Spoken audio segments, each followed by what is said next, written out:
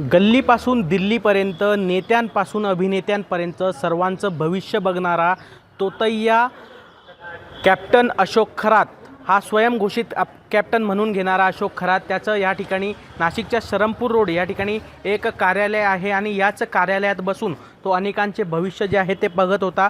याच कार्यालयात बसून अनेक बड्या नेत्यांशी देखील त्याचे संपर्क होते। नाशिकमध्ये देखील तो मोठ्या प्रमाणात त्याचं काम जे आहे ते चालवत होता।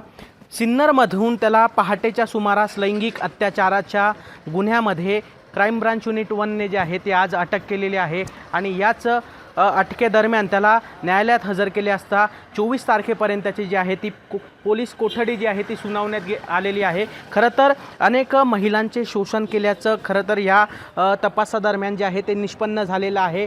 आता 24 तारखेपर्यंत जी पोलीस कोठडी दिली आहे यामध्ये काय निष्पन्न होतं हे देखील बघणं महत्त्वाचं असणार आहे।